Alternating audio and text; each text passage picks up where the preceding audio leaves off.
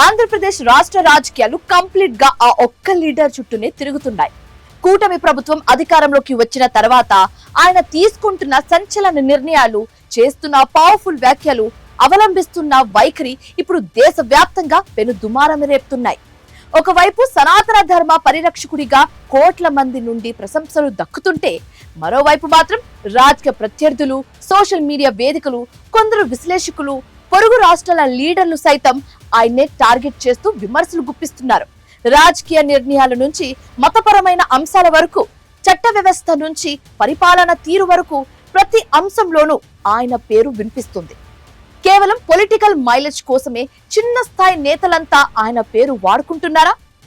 ఎందుకు ఆ నాయకుడు ఒక్కసారిగా అందరికీ టార్గెట్ అయ్యారు? నిజంగా ఆయన తీసుకుంటున్న నిర్ణయాలే విమర్శలకు కారణమా?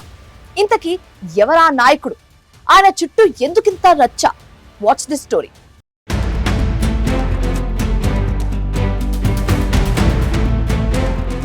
Andhra Pradesh deputy CM Pawan Kalyan political journey ఇప్పుడు న్యూ టర్న్ తీసుకుంది. 2024లో జరిగిన ఎన్నికల్లో 100% స్ట్రైక్ రేట్ సాధించిన జనసేన కూటమిలో భాగంగా ప్రభుత్వంలో భాగస్వామ్యమైంది. గతంలో ప్రజా సమస్యలు, రైతుల ఇబ్బందులు, యువత ఉపాధి, అవినీతి వంటి అంశాలపై మాట్లాడిన పవన్ కళ్యాణ్ ఇప్పుడు పరిపాలనతో పాటు జాతీయ రాజకీయాలు, సనాతన ధర్మం, దేశభక్తి, చట్ట వ్యవస్థ వంటి అంశాలపై కూడా తన అభిప్రాయాలను స్పష్టంగా వ్యక్తం చేస్తున్నారు. కూటమి ప్రభుత్వం అధికారంలోకి వచ్చిన తర్వాత ఆయన బాధ్యతలు మరింత పెరిగాయి. డిప్యూటీ సీఎంగా, కీలక శాఖల మంత్రిగా పనిచేస్తూ పరిపాలనలో తనదైన ముద్ర వేయడానికి ప్రయత్నిస్తున్నారు. ఇదే సమయంలో రాజకీయంగా కూడా తన వైఖరిని మరింత స్పష్టంగా ప్రజల ముందుకు తీసుకొస్తున్నారు. ముఖ్యంగా సనాతన ధర్మ పరిరక్షణ విషయంలో పవన్ తీసుకున్న వైఖరి దేశవ్యాప్తంగా చర్చకు దారితీసింది.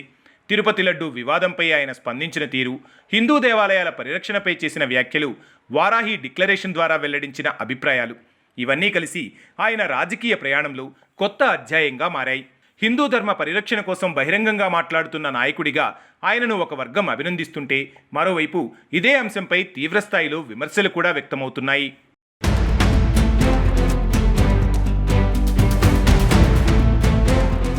పవన్ కళ్యాణ్ కేవలం రాష్ట్ర రాజకీయాలకే పరిమితం కాకుండా జాతీయ రాజకీయాల్లో కూడా తన స్థానాన్ని బలపరుచుకునే దిశగా అడుగులు వేస్తున్నారనే చర్చ సాగుతోంది.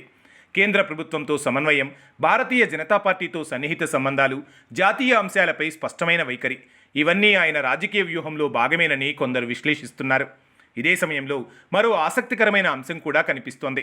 ప్రస్తుతం రాజకీయాల్లో గుర్తింపు పొందాలంటే పెద్ద నాయకులపై విమర్శలు చేయడం ఒక ట్రెండ్గా మారిపోయిందనే అభిప్రాయం వ్యక్తమవుతోంది. ముఖ్యంగా సోషల్ మీడియా ప్రభావం పెరిగిన తర్వాత ఎవరి పేరు ఎక్కువగా వార్తల్లో ఉంటుందో వారినే లక్ష్యంగా చేసుకుని వ్యాఖ్యలు చేసే పరిస్థితి కనిపిస్తోంది.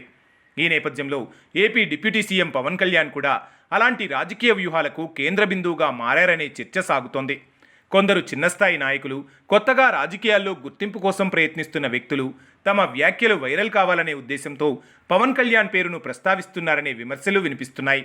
ఒకసారి పవన్పై విమర్శ చేస్తే చాలు, మీడియా చర్చల్లో చోటు దక్కడం, సోషల్ మీడియాలో వైరల్ కావడం సులభమవుతుందనే అభిప్రాయం రాజకీయ వర్గాల్లో గట్టిగానే వినిపిస్తోంది.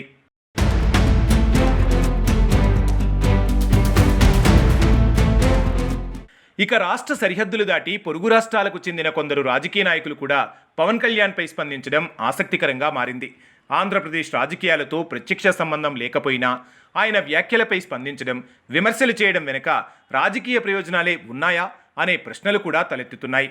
మరోవైపు పవన్ కళ్యాణ్ అవలంబిస్తున్న రాజకీయ శైలి కూడా చర్చనీయాంశంగా మారింది. సాధారణంగా ఆంధ్రప్రదేశ్ రాజకీయాల్లో కుల సమీకరణాలకు ఎంతో ప్రాధాన్యం ఉంటుంది. కానీ పవన్ కళ్యాణ్ మాత్రం కుల రాజకీయాలకు అతీతంగా వ్యవహరించాలని ప్రయత్నిస్తున్నారని ఆయన అనుచరులు చెబుతున్నారు. తప్పు చేసిన వ్యక్తి ఎవరైనా, ఏ సామాజిక వర్గానికి చెందినవారైనా చట్టం తన పని తాను చేసుకుపోతుందని ఆయన పలుమార్లు స్పష్టం చేశారు. ప్రత్యేకంగా లా అండ్ ఆర్డర్ విషయంలో పవన్ కళ్యాణ్ రాజీపడే ప్రసక్తే లేదనే సంకేతాలిచ్చారు. చట్టం ముందు అందరూ సమానమేనని, తప్పు చేసిన వారిని కఠినంగా శిక్షించాల్సిందేనని ఆయన పలుమార్లు వెల్లడించారు. ఈ వైఖరి ఒకవైపు ప్రజల్లో సానుకూల చర్చకు దారితీస్తుండగా, మరోవైపు రాజకీయంగా కూడా కొత్త చర్చలకు కారణమవుతోంది.